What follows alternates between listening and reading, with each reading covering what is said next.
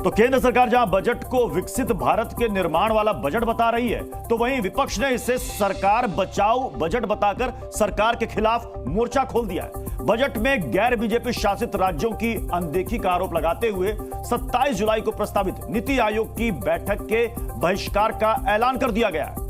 सवाल है कि क्या मानसून सत्र में जनता से जुड़े मुद्दों पर सार्थक चर्चा होगी या फिर शोर और हंगामे में पूरा सत्र यूं ही निकल जाएगा। आज टू द पॉइंट में इसी पर होगी बड़ी बहस, लेकिन शुरुआत इस रिपोर्ट से। बजट के खिलाफ आज संसद में हंगामा मच सकता है। विपक्ष पूरी मोर्चाबंदी कर चुका है। पूरी तैयारी और पूरे प्लान के साथ इंडिया ब्लॉक के सांसद आज संसद में सरकार को घेरने का पूरा मूड बना चुके हैं। सरकार को घेरने के लिए विपक्ष दो तरफा तैयारी कर चुका है। एक तो संसद के अंदर और दूसरा संसद के मकर द्वार के एंट्री पॉइंट पर विरोध प्रदर्शन की तैयारी। आम आदमी का बजट तो नहीं है जरूर आम बजट, पर आम आदमी का नहीं। किसानों के लिए सिर्फ लफाजी हुई। 2047 की बात कर रहे थे ना मोदी जी, 2024-25 तक के लिए कुछ नहीं किया है। और इतना ही नहीं, विपक्ष नीति आयोग की बैठक से भी दूरी बनाएगा। इससे पहले कांग्रेस अध्यक्ष मल्लिकार्जुन खड़गे के घर पर हुई बैठक में यह फैसला लिया गया। तमिलनाडु के मुख्यमंत्री स्टालिन ने भी नीति आयोग की बैठक के बहिष्कार का ऐलान किया है। और अब जल्दी से आपके सामने रखते हैं कि बहस के हमारे 5 सवाल क्या क्या है। जल्दी से उस सवाल को आपको दिखाते हैं। बहस का पहला सवाल, हंगामे से सरकार की नीतियों का विरोध होगा। दूसरा सवाल, बहिष्कार से विपक्ष करेगा बजट का विरोध, क्योंकि इसको लेकर तकरार बढ़ती जा रही है। विपक्ष की नहीं सुनी इसलिए ये तनातनी चल रही है। जो गठबंधन में साथ सिर्फ उसके ही ठाठ है कि मतलब एनडीए घटक दलों का। दीदी अखिलेश के मन में आखिर क्या है? ये टू दी पॉइंट बहस के 5 सवाल है जिस पर आज बड़ी बहस होने वाली है। हमारे साथ खास मेहमानों का पैनल भी हमें ज्वाइन कर रहा है, लेकिन उससे पहले एक बड़ी खबर आ रही है। विपक्ष भले ही बजट को लेकर सवाल उठा रहा है, लेकिन उसकी मुहिम को ममता बनर्जी के रूप से तगड़ा झटका लगना तय माना जा रहा है। और खबर यह कि 25 जुलाई यानी कि कल ममता बनर्जी दिल्ली आ रही है, और वो दिल्ली ही नहीं आ रही है बल्कि पीएम मोदी से मिलेंगे भी, और मुलाकात में वो बंगाल के लिए सरकार की योजनाओं के लिए फंड जारी करने की मांग भी करेंगी। और ये भी खबर है कि शायद वो नीति आयोग की बैठक में शामिल भी हो। हमारे साथ रवि त्रिपाठी इस खबर पर हमारे सहयोगी जुड़ चुके हैं। रवि, एक तरफ तो विपक्ष ने बायकॉट का ऐलान किया है नीति आयोग की बैठक का, फिर ममता बनर्जी दिल्ली आ रही हैं, पीएम से मिलेंगी, या नीति आयोग की बैठक में भी शामिल होंगी? बिल्कुल, देखिए जो सूत्र हमारे बता रहे हैं, और डेरेक ओब्रायन जो कल बैठक में गए थे उनके हवाले से एक खबर आ रही है कि टीएमसी नीति आयोग की बैठक का बहिष्कार नहीं करेगा। और टीएमसी का इसके पीछे तर्क है। टीएमसी का कहना है कि हम कांग्रेस के साथ हर मुद्दे पर खड़े नहीं होंगे। कुछ मुद्दों पर हमारा समर्थन है इंडिया ब्लॉक के साथ, लेकिन हमने इंडिया ब्लॉक के खिलाफ ही चुनाव लड़ा है। जो प्रदेश में चुनाव लड़ा है वो जीता, उसमें कांग्रेस और लेफ्ट के खिलाफ चुनाव जीता है। तो कहीं ना कहीं हमारा स्टैंड अलग होगा। और नीति आयोग की बैठक में जाने की खबर लगभग पक्की मान के चलिए, क्योंकि ममता बनर्जी कई मुद्दों पर अलग लाइन लेती रही हैं। इंडिया ब्लॉक के साथ रहती हैं और कई बार इंडिया ब्लॉक से अलग भी दिखती हैं। तो इस मौके पर जहां स्टालिन एक साथ हैं, झारखंड के मुख्यमंत्री एक साथ होंगे, कांग्रेस के तीनों मुख्यमंत्री एक फ्रंट पे होंगे, लेकिन ममता बनर्जी नीति आयोग की बैठक में जाने को लेकर लगभग हामी भर चुकी हैं, ऐसा लग रहा है। जी, इसे क्या माना जाए? विपक्ष तो कह रहा है कि हम एकजुट हैं, लेकिन ममता दीदी जो अक्सर विरोध करती हैं वो इस बार विपक्ष के साथ नहीं दिख रही हैं। बिल्कुल बिल्कुल, ये माना जाए कि विपक्ष में फूट है और ये दिखता रहेगा। देखिए, ये चुनाव से पहले भी ऐसा था कि ममता बनर्जी ने कई बार झटका दिया था। वो नहीं चाहती हैं कि कांग्रेस के साथ खड़े होकर कांग्रेस को बहुत मजबूत दिखाया जाए। वो भी 29 सीट जीत कर आई हैं और अपना दावेदारी हमेशा दिखाना चाहती हैं कि हम भी एक अपना ब्लॉक है। और हर रीजनल पार्टी का अपना एक चैलेंज होता है और अलग अपनी एक नीति होती है। तो अपने हिसाब से केंद्र सरकार के साथ झगड़ा भी लेती है और अपने हिसाब से केंद्र सरकार से समर्थन भी मांगती है। ममता आएंगी, आपने कहा भी कि ममता आ रही है, तो ममता बनर्जी चाहेंगे केंद्र से कुछ सहायता। तो मतलब बायकॉट के बीच में, इस बायकॉट के बीच में, नीति आयोग की बायकॉट के बीच में इंडिया ब्लॉक के अंदर अपना अपना ब्लॉक। बहुत बहुत शुक्रिया रवि हमारे साथ जुड़ने के लिए। अब सीधे मैं अपने पैनल का रुख करता हूं। हमारे साथ हैं धनंजय गिरी, बीजेपी के प्रवक्ता, नीरज मिश्रा हैं कांग्रेस के प्रवक्ता, कपिल श्रीवास्तव है समाजवादी पार्टी के प्रवक्ता, धीरेन्द्र कुमार मुन्ना जी भी हमें ज्वाइन कर चुके हैं, एलजीपीआर के प्रवक्ता हैं। थोड़ी देर में कुछ और मेहमान भी हमारे साथ होंगे। मैं शुरुआत कपिल जी आपसे कर रहा हूं। ममता दीदी क्यों अलग हो गई? ये इंडिया ब्लॉक की बात हो रही है, उसमें तो लग रहा है कि एक ब्लॉक ही अलग छिटक गया। ठीक है, गम हलक करने के लिए गालिब ख्याल अच्छा है। भाई अभी तो चीजें सामने आई नहीं। नीति आयोग की बैठक में वो गई नहीं, अपने मसले उन्होंने उठाए नहीं। वो तो मुख्यमंत्री हैं, जा करके अपने मसले उठाएंगे। कितना प्रधानमंत्री जी मानते हैं, इस पर भी चीजें निर्भर करेंगी। वो शामिल होंगी या नहीं शामिल होंगी, ये तो उसी दिन तय होगा। लेकिन रह गई बात इस बजट की, जिस पर आपने इस बजट को के लिए हम लोगों को बुलाया है। देखिए, बहुत सीधी सी बात है, इस बजट में एफएमसीजी में की महंगाई को कंट्रोल करने के लिए कोई चीज नहीं है। जो रसोई के अंदर हमारी महिलाओं को या हम लोगों के पॉकेट को जो हल्का करने की कवायद थी, वो नहीं कर पा रहे हैं। ये तो ऐसा बजट लेकर के आए हैं जो कि इस रसोई पे आने वाले जितने एफएमसीजी के या रोजमर्रा के सामान हैं, उनका दाम सस्ता होने वाला नहीं है। पेट्रोलियम प्रोडक्ट्स, ना तो पेट्रोल पे, ना डीजल पे, ना सीएनजी पे, ना एलपीजी पे इन्होंने कोई दाम कम नहीं किया है। साथ ही साथ आप एक बात और देख लीजिए, ये अमीरों का बजट है। इन्होंने कारपोरेट टैक्स में कमी की है, और कारपोरेट टैक्स जो है वो नए जो उद्योग लगेंगे, उद्यम लगेंगे, उसके लिए है। अभी हमारे 100% प्रोडक्शंस जो हैं वो दे नहीं पा रहे हैं। लेकिन जो सबसे बड़ा आरोप है धनंजय गिरी, मैं बाकी मेहमानों का भी रुख कर रहा हूं। धनंजय गिरी, सबसे बड़ा आरोप यह है कि आपने गैर बीजेपी, गैर एनडीए शासित राज्यों की अनदेखी की है। आपने रेवड़ियां सिर्फ आपने बिहार और आंध्र प्रदेश को बांटी क्योंकि आपको सरकार बचाना है। प्रत्युष जी, पूरब में सूरज उगता है, लेकिन पूर्वोत्तर में और पूरब में सूरज, विकास का सूरज तब उगा जब नरेंद्र मोदी जी की सरकार आई। जिस पूरब को काऊ बेल्ट बना करके कांग्रेस ने रखा इतने समय तक, उसको हम क्रांति का बेल्ट बना रहे हैं, वहां विकास की उसका सूरज निकाल रहे हैं, तो उन कांग्रेस को दिक्कत हो रही है। दूसरी बात, 2013 में कांग्रेस ने 16 लाख करोड़ का बजट पेश किया था, हमने 2024 में 48 लाख करोड़, 3 गुना बजट दिया। ये बजट देखते ही इंडिया अलायंस कंफ्यूज हो गया कि फ्यूज हो गया कि डिफ्यूज हो गया, हमें समझ में नहीं आया। पहली प्रतिक्रिया आई कि हमारी ही नकल की गई है। अगर आपकी नकल की गई है तो आप आइए, अच्छी चीजों की नकल हुई है। आपके कोयला घोटाला, 2G 3G जीजाजी की नकल तो नहीं की गई है। आपके घोटालों के घटाटोप अंदरों की नकल नहीं। अगर अच्छी बातें हैं तो लोकतंत्र में तो समन्वय होना चाहिए, डिस्कशन होना चाहिए, विमर्श होना चाहिए। ये बहिष्कार का संस्कार कहां से लेकर के आते हैं? विमर्श का संस्कार है। हमने विपक्ष में रह करके नजीर पेश की, सरकार में आकर के भी नजीर पेश की। 16 लाख करोड़ के बजट को 48 लाख करोड़ पर ले गए। हम 2 लाख करोड़ युवाओं के रोजगार के लिए ले आए, 3 लाख करोड़ महिलाओं के लिए लेकर के आए, 4 करोड़ नई रोजगार सृजन के लिए लिया है। आप दूसरा बोल रहे थे तो मैं सुन रहा था। असहमतियों का सम्मान लोकतंत्र है, सुनना देश की जनता के आशीर्वाद से ये 16 लाख करोड़ का बजट। दूसरी बात, महंगाई की आप बात कर रहे हैं, उसका भी जवाब सुन लिया जाए, कृपया सुन लिया जाए।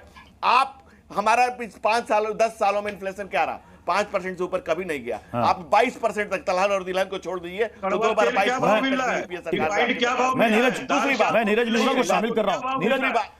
नीरज मिश्रा जी, क्या बहिष्कार, बाइकॉट ही इसका एकमात्र समाधान है? विपक्ष अपनी बात बाइकॉट और बहिष्कार से ही करेगा? क्या विमर्श के लिए, चर्चा के लिए जगह नहीं होनी चाहिए? लेकर के यहां तक चल रही। प्रत्युष जी, मैं आपकी बात का जवाब देता हूं। हाँ। लेकिन धनंजय जी जो हमारे भाई हैं, उन्होंने कहा कि 3 गुना हो गया बजट पिछले 10 साल के अंदर। तो इनको पता नहीं, उस बजट में ये नहीं दिखा कि एग्रीकल्चर के ऊपर जो खर्चा होता था वो पिछले 5 साल में ही आधा हो गया है। पहले वो जीडीपी का 4.5% होता था, आज वो लगभग 2.5% पर आ गया है। तो देश के किसानों की कमर तो आपने वैसे ही तोड़ी। आपने युवाओं के साथ क्या छलावा किया है आप वो देख रहे हैं। आपको तो मौका लगना चाहिए कि कहां से आप टैक्स बढ़ाकर इस देश के युवाओं को और महिलाओं को और किसानों को लूटें। आपने इस बजट में वो प्रावधान कर दिया। और प्रत्युष जी, देश के आम आदमी की कमर देखिए उन्होंने कैसे तोड़ दी है। अगर आपके किसी बुजुर्ग ने एक मकान खरीदा था और आज आपको किसी वजह से उसको बेचकर एक नया मकान खरीदना हो, तो हमारे जमाने में, मतलब पिछले बजट तक, इंडेक्सेशन का बेनिफिट हुआ करता था कि 10 लाख का मकान आपके किसी पूर्वज ने खरीदा और वो 1 करोड़ का बिका, और 90 लाख रुपए अगर आपने प्रॉफिट बुकिंग की है तो सीआईआई के माध्यम से आपको सिर्फ 20 लाख रुपए का टैक्स आपके ऊपर लायबिलिटी आती थी। कल इंडेक्सेशन बेनिफिट हटने से अब वो आपके ऊपर 90 लाख रुपए की टैक्स लायबिलिटी है। आप समझिए, जो आपके पूर्वजों की संपत्ति के ऊपर भी डाका डाल रहे हैं, ऐसी सरकार से हम लोग क्या अपेक्षा करेंगे? और सच्चाई ये है, आप लोग सिर्फ बिहार और आंध्र प्रदेश की बात कर रहे हैं, आप उड़ीसा को क्यों भूल जा रहे हैं? उड़ीसा में भी इन्होंने खजाना इसलिए खोला है कि वहां बीजेडी और कांग्रेस कब मिलकर इनकी जो प्रदेश में नई नई सरकार बनी है उसको गिरा दे। उसको बचाने के लिए भी उन्होंने वहां कुछ देने की कोशिश की। लेकिन सच्चाई ये है, देश की जनता समझी है कि वो 5,000 की साड़ी पहनकर धीरेन्द्र कुमार मुन्ना जी एलजेपीआर से, वो भी इस वक्त ज्वाइन कर चुके हैं। स्क्रीन पर लाइएगा धीरेन्द्र जी को। धीरेन्द्र जी, कहां स्पेशल स्टेटस की मांग थी कि बिहार को विशेष राज्य का दर्जा मिले? विपक्ष कह रहा है कि ये तो आपने झुंझुना थमा दिया। भले आपने अलग अलग मद में कि भाई टूरिज्म के लिए, ये सिंचाई के लिए, ये सड़क के लिए, ये अलग अलग राशियों का आवंटन कर दिया गया है, लेकिन विशेष राज्य का दर्जा, स्पेशल स्टेटस, वो कहां है? ये तो लॉलीपॉप है। पिछली जो सरकार थी, मनमोहन सिंह की सरकार, उसमें नीति आयोग में ऐसे प्रावधान इन्होंने बनाए हैं, संभवतः आज के समय में उसके साथ कुछ भी छेड़छाड़ करना संभव नहीं है। तो ये इसके बाद हम लोगों ने सोचा कि अब दूसरा रास्ता तो यही होगा। तो नरेंद्र मोदी जी के नेतृत्व से, उनके असीम कृपा से, पूर्वोत्तर राज्यों में बिहार जो पहले छूटा हुआ था पूर्व के राज्यों में, उसे इतना बड़ा सौभाग्य प्राप्त हुआ है कि आज बिहार के लोगों ने अभी तक 99% लोगों ने एक्सप्रेसवे तक नहीं देखा है। तो क्या हम लोगों ने अगर पैकेज उनके माध्यम से मिला है तो उसका स्वागत नहीं करना चाहिए? एक समय तो जेडीयू ये कहा करती थी कि हमें स्पेशल स्टेटस से कुछ भी कम मंजूर नहीं है, तो आज ये क्यों मान गई? नीतीश जी कह रहे हैं हम तो खुश हैं बजट से, तो ये हृदय परिवर्तन कैसे हो गया? विशेष राज्य का दर्जा, ये मांग छोड़ दिया जेडीयू ने। तकनीकी रूप से जब ये दिक्कत है कि किसी राज्य को विशेष राज्य, जब आप समझ रहे हैं कि तकनीकी रूप से दिक्कत है, तो मांग ही रखते क्यों हैं? और ऐसी मांग का क्या मतलब है? देखिए, एक बात और भी है कि इन लोगों के लिए विशेष राज्य का मुद्दा खत्म हो गया है। अब ये लोग प्रदेश की राजनीति करेंगे कैसे, ये जेडीयू और एलजेपी को अब समझना है, क्योंकि पिछले 25 साल से ये लोग सिर्फ छलावा कर रहे थे।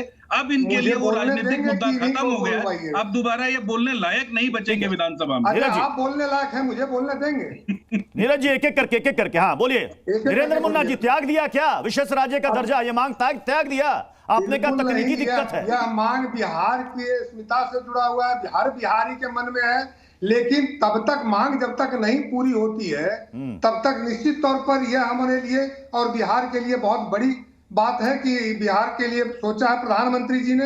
मैं प्रधानमंत्री जी का और गृह मंत्री, वित्त मंत्री जी का मैं स्वागत करता हूं इस फैसले का।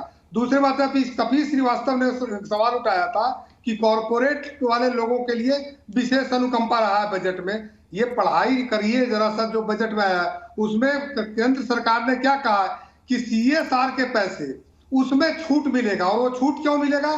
क्योंकि जो अप्रेंटिसशिप कर रहे हैं युवा, जिनको पैसे देने की बात पहली बार इस सरकार ने युवाओं के लिए सोचा है, उनको यह पैसा दिया जाएगा। तो ये पहली बार युवाओं के लिए कॉर्पोरेट टैक्स किस पर लगता है, जरा मुझे बताइए। उसको आप किससे वो पैसा जो है, मुझे बताइए ना, आप पढ़े लिखे व्यक्ति हैं, मुझे बताइए और युवाओं मुझे ये बताइए कॉर्पोरेट टैक्स क्या होता है? अरे भाई, अपने समय में बोला करिए, यथाराम तथा संस्कार दिखाने की हमेशा जरूरत पड़ेगी। जानकारी है कि मक्का कैसे भूनने जाएगा, भूनने के लिए मैं पूछ रहा हूँ कॉर्पोरेट टैक्स क्या होता है, ये बता दीजिए मुझे। तो आपने उसको लोकेट कैसे करा दिया बेरोजगारी से? आप बताइए, 23 लाख से ज्यादा पद खाली है सरकार की कंपनियों में 23 लाख से ज्यादा पद खाली है। नीरज मिश्रा जी, कांग्रेस के नेताओं ने कहा कि भाई ये बजट बहुत ही बेकार बजट है, लेकिन साथ ही साथ एक पोस्ट और एक बयान ये भी आया, नीरज जी, ये बयान ये आया कि राहुल गांधी ने भी कहा कि ये कॉपी पेस्ट बजट है, कुछ नया नहीं है इसमें।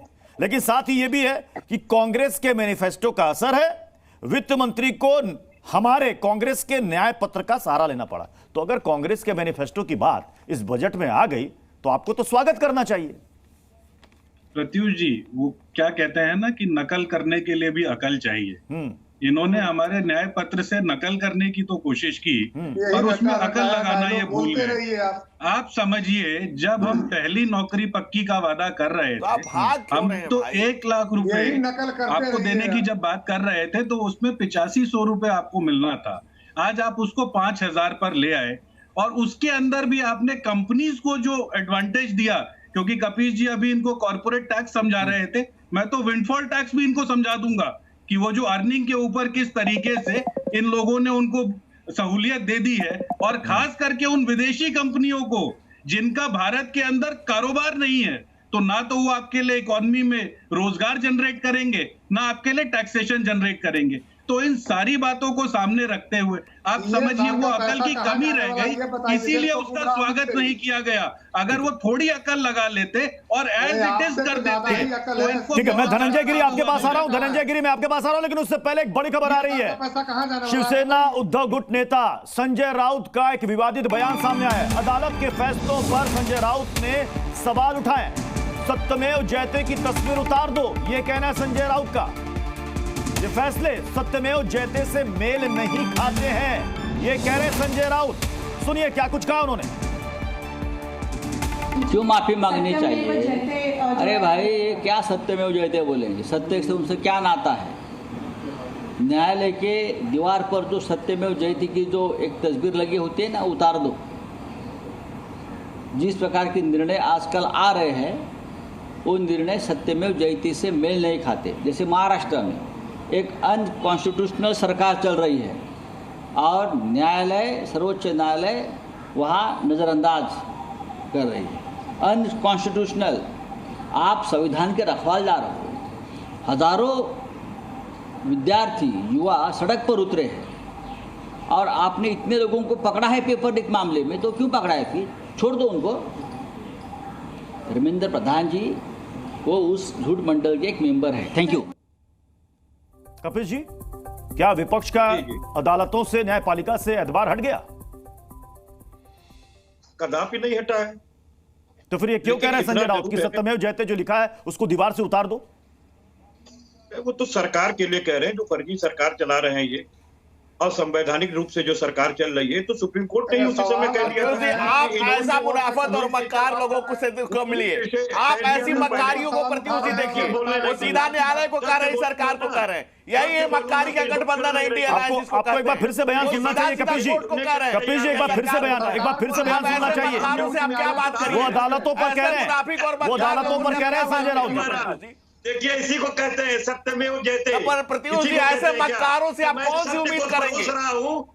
एक बार फिर से सुन लीजिए, कपिल जी एक बार फिर से सुन लीजिए संजय राउत को, एक बार फिर से सुन लीजिए। क्यों माफी मांगनी चाहिए? अरे भाई ये क्या सत्यमेव जयते बोलेंगे? सत्य से उनसे क्या नाता है? न्यायालय के दीवार पर जो सत्यमेव जयते की जो एक तस्वीर लगी होती है ना, उतार दो। जिस प्रकार के निर्णय आजकल आ रहे हैं वो निर्णय सत्यमेव जयते से मेल नहीं खाते। जैसे महाराष्ट्र में एक अनकॉन्स्टिट्यूशनल सरकार चल रही है और न्यायालय, सर्वोच्च न्यायालय वहाँ नज़रअंदाज कर रही है।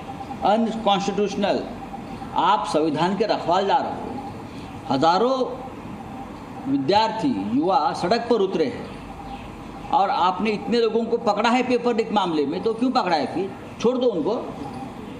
मैंने इसलिए दोबारा बयान सुनाया। नीट पर सुप्रीम कोर्ट का जो फैसला आया उस पर वो कह रहे हैं ऐसे निर्णय आ रहे हैं, सीधे सीधे न्यायपालिका पर, सर्वोच्च न्यायालय पर ये टीका टिप्पणी कर रहे हैं, सरकार पर नहीं, अदालतों पर सवाल खड़े कर रहे हैं। देखिए बहुत सीधी सी बात है, उन्होंने कहा सही बात है लेकिन बेजा तरीके से कह दिया। आप कंडेम करते हैं? मैं सीधी बात आपको कह रहा हूं, ये उनका व्यक्तिगत बयान है। आधी मक्कारी क्या है? नहीं, आप उनके इस बयान के साथ हैं या नहीं है? उनका चेहरा तो आधा हुआ। देना नहीं है। सुन तो लीजिए मेरी बात। उन्होंने कहा सही बात है लेकिन उनका अंदाज कहने का गलत है।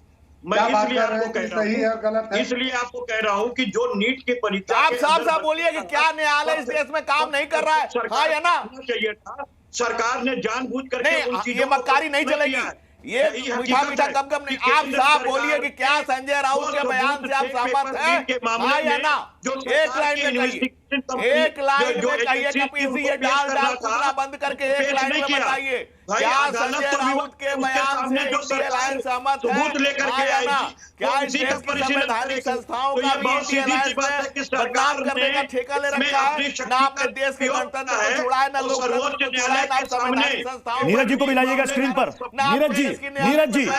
नीरज जी सीधा सा सवाल, संजय राउत के बयान से कांग्रेस सहमत है? सही बयान दिया उन्होंने, अदालत पर गंभीर टिप्पणी की है, कह रहे हैं न्यायपालिका पर जो दीवार पर लिखा है सत्यमेव जयते उतार दो। जिस तरह के निर्णय आ रहे हैं उससे क्या पता चलता है? सीधे उन्होंने न्यायपालिका को टारगेट किया अपने बयान में। प्रत्युष जी, इस देश की जो सर्वोच्च अदालत है उसका सम्मान तो इस पैनल पर बैठा हर आदमी करता है। हाँ। लेकिन जो उन्होंने जवाब दिया है, आप उससे पहले का सवाल चलाइए, क्योंकि मैं उसका कॉन्टेक्स्ट समझ रहा हूँ। क्योंकि जब सुप्रीम कोर्ट का निर्णय आया, नीट पर सवाल पूछा गया था सर। सुनिए नीट पर सुप्रीम कोर्ट का जो फैसला आया है, प्रत्युष जी सुनिए, बड़े पैमाने पर पेपर लीक नहीं हुआ, इसलिए दोबारा परीक्षा नहीं होगी। प्रत्युष जी मेरी बात तो सुनिए, आपको मेरी आवाज में जी जी आ रही है। आपको कि वो जो सवाल उन्होंने पूछा, वो सवाल ये था कि धर्मेंद्र प्रधान ने कहा है कि आप जो नीट के ऊपर जो फैसला आया है उस फैसले से क्या सहमत है, और उन्होंने कहा सत्यमेव जयते, और आप क्या माफी मांगेंगे। तो वो जो सवाल है कि इस देश का एक फेल्ड एजुकेशन मिनिस्टर जो इस प्रदेश के अंदर छोड़िए देश सर ठीक है, सरकार से नाराजगी समझ में आती है, सरकार की आलोचना समझ में आती है बात, लेकिन सीधे सीधे न्यायपालिका पर यह टिप्पणी करना। और सर मुझे एक बात बताइएगा, जब यही सुप्रीम कोर्ट कांवड़ रूट पर नेमप्लेट वाले मामले पर रोक लगाती है तो आप कहते हैं बहुत अच्छा, स्वागत योग्य है, हम न्यायपालिका का सम्मान करते हैं, और वही सुप्रीम कोर्ट कहती है कि दोबारा नीट की परीक्षा नहीं होगी तो आप कहते हैं सत्यमेव जयते कि दीवार से लगी हुई उस प्लेट को नीचे उतार दो। ऐसा क्यों? प्रत्युष जी मैं आपको क्या कह रहा हूं, इस देश में किसी की हैसियत नहीं है कि वो सुप्रीम कोर्ट के ऊपर कोई टीका टिप्पणी कर सके। कर तो दी संजय राउत ने, कर तो दी। संजय राउत ने जो कहा है कोर्ट के विषय में वो गलत है, लेकिन उस फेल्ड एजुकेशन मिनिस्टर जिसका कहीं ना कहीं इस पूरे मामले के अंदर कौन सा गठजोड़ है, उस फेल्ड होम मिनिस्टर के सत्यमेव जयते के लिए जो कहा धनंजय गिरी, वो बिल्कुल ठीक है, कोर्ट पर टिप्पणी करने की किसी की हैसियत नहीं है। ठीक है धनंजय गिरी, दोनों पैनलिस्ट यही कह रहे हैं, कपिल जी भी कह रहे हैं, नीरज जी भी कह रहे हैं कि कोर्ट का टिप्पणी कोई नहीं कर सकता। कपिल जी ने कहा कि उनके कहने का जो लहजा था वो गलत है। धनंजय गिरी, प्रत्युष जी यही मक्कारी है, वो साफ साफ नहीं कह रहे हैं कि ये सही है कि गलत है। दूसरी बात, जिस न्यायालय से आदरणीय राहुल गांधी, परम आदरणीय सोनिया गांधी दोनों जमानत जांच कर रही है, वो अगर सही साक्ष्य नहीं देंगी तो अदालत के सामने जब साक्ष्य प्रस्तुत नहीं होंगे तो वो जो परिशीलन करेगा वही करेगा। का बहुत गंदा स्वभाव है कि इनका नाम, अरे भाई डाल कूदना बंद करिए, आपका भले नाम कपीस है, आप मनुष्य हैं, संस्कारित बात करिए, अपने समय में बोलिए, कृपया अपने समय में बोलने का कष्ट करें। आपको पूरा मौका दिया गया चैनल और पैनल पर, कृपया कुछ तो कपिल जी प्लीज, कपिल जी अपनी बारी में बोले, कपिल जी अपनी बारी में बोले, किसी को समझ में नहीं आएगी बहस, कपिल जी अपनी बारी में बोले। धनंजय गिरी, मैं वही कह रहा हूं आपसे कि जिस न्यायालय के आदेश से आदरणीय राहुल गांधी और परम आदरणीय सोनिया गांधी जमानत पे चल रहे हैं, उसी अदालत के आदेश से संजय राउत भी आज जमानत पर है तमाम घोटालों के केस में। और आप इस देश की संवैधानिक संस्थाओं पर, चाहे चुनाव आयोग हो, चाहे इलेक्शन कमीशन हो, चाहे आप आज कोर्ट हो, चाहे इस देश की जनता हो, चाहे किसी पर इनको भरोसा नहीं। इनको एन केन प्रकार सत्ता चाहिए, सिर्फ सत्ता सत्ता सत्ता सत्ता चाहिए, जन सरोकार से इनका कोई वास्ता नहीं। ये किसी पर आरोप लगा सकते हैं, लेकिन इस राष्ट्र का जनता जानती है कि जिस ढंग से उन्नयन और विकास, जिस मुद्दे पर हम लोग थे, जिस ढंग से उन्नयन और विकास हो रहा है, जिस ढंग से आज रफ्तार से इकोनॉमी बढ़ रही है, फ्रेजाइल 5 आज स्टेबल 5 में चली गई है, आज जिस ढंग से आगे 4 करोड़ रोजगार सृजित किया जा रहा है, 3.2 करोड़ रोजगार सृजित किए जा चुके हैं, जिस ढंग से आज अर्थव्यवस्था को अर्थाधार मिल रहा है, और जिस ढंग से फिर वही अरे नाम का सरकार कब जाएगा प्रभु। मैं फिर से नीति आयोग के बाइकॉट वाले मुद्दे पर लौट रहा हूं, नीति आयोग के बाइकॉट वाले मुद्दे पर लौट रहा हूं। धनंजय गिरी, सवाल का जवाब दीजिएगा। आप कह रहे हैं कि विपक्ष की तो ये आदत है, हर चीज में बाइकॉट, हर चीज में बहिष्कार, ये चर्चा विमर्श नहीं चाहता। धनंजय जी बात तो सुन लीजिए, धनंजय जी अपने समय में बोलने का। धनंजय जी मेरा सवाल मैं कर रहा हूं, आपसे कर रहा हूं, पहले तो मैं आपसे सवाल कर रहा हूं। धनंजय जी सुन तो लीजिए सवाल, अभी कोई नहीं बोल रहा है, छोटा सा सवाल है। आपने कहा ना कि विपक्ष विमर्श से, चर्चा से भागता है, बायकॉट करने की इसकी आदत है। मुझे एक बात बताइए कि नीतीश कुमार ने भी कई बार बायकॉट किया है, क्या कहेंगे आप? अब तो नीतीश कुमार आपके पाले में आ गए, अब नो बायकॉट, अब सब ठीक है। देखिए असहमतियों का सम्मान लोकतंत्र है। असहमत होइए, आप आइए चर्चा करिए, विमर्श करिए, अपनी बातें रखें। आप दो कैरेक्टर नहीं लेके चल सकते हैं।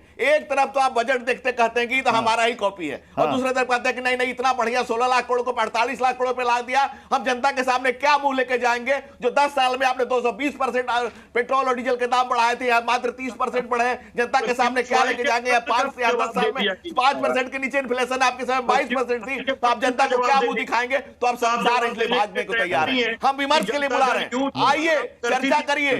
सरकार को बढ़ती हुई देश की अर्थव्यवस्था को, ताकत को, आपके समय में जीरो एक्सपोर्ट होता था, आज 88,000 करोड़ का डिफेंस एक्सपोर्ट हो रहा है। आइए चर्चा करिए। Zee News.